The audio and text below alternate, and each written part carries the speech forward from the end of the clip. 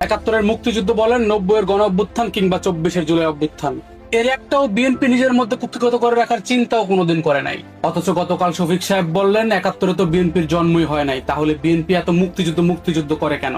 71-এ তো বিএনপির জন্মই হয়নি।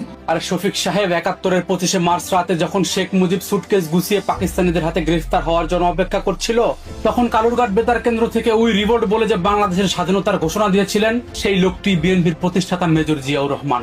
9 মাস সে রক্তক্ষয়ী যুদ্ধ চলাকালে 167 দিন বন্দি জীবন পার করেছেন বেগম খালেদা জি এবং তার 2 শিশুপুত্র। এত কিছুর পরও জিয়াউর রহমান, তার পরিবার এবং বিএনপি 71 নিয়ে কখনো বাগাড়ম্বর করে নাই। এরপরে স্বৈরাচার এরশাদের শাসনামল এবং 90-এর গণঅভ্যুত্থানে বেগম খালেদা জিয়ার ভূমিকা তাকে খেতাব দিয়েছে আপসহীন দেশনেত্রীর। সেই 90-কেও বিএনপি কখনো কুক্ষিগত করার চেষ্টা করে নাই। আর সর্বশেষ 24 সালের জুলাই অভ্যুত্থানের কথা আর কি বলবো, সেটা তো আপনি শফিকুর রহমান সাহেব নিজেই ঘোষণা দিয়ে বলেছেন। এই আন্দোলনের প্রধান নায়ক, আমি তাকে বিশেষভাবে ধন্যবাদ জানাচ্ছি, জনাব তারেক রহমান আজকে সম্মিলিত হয়েছেন। 71 থেকে 90, 90 থেকে 24 বাংলাদেশ জাতীয়তাবাদী দল বিএনপির কি অবদান ছিল তা দেশের মানুষ বেশ ভালো করেই জানে। কিন্তু জনাব শফিকুর রহমান সাহেব, কথা হচ্ছে 71 সালে বিএনপি না থাকলেও আপনার দল জামায়াত ইসলাম তো ছিল। তারা কি ভূমিকা পালন করেছে সেই মুক্তিযুদ্ধে বলতে পারবেন? আমি বলি, শোনেন।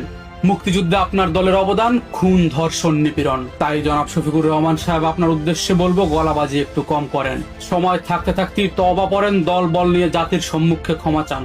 বাংলাদেশের রাজনীতি করতে চাইলে 71-কে আপনাদের স্বীকার করতে হবে। আর 71-এ যে অন্যায় এবং অপরাধ আপনারা করেছেন, সেগুলো স্বীকার করে জাতির সম্মুখে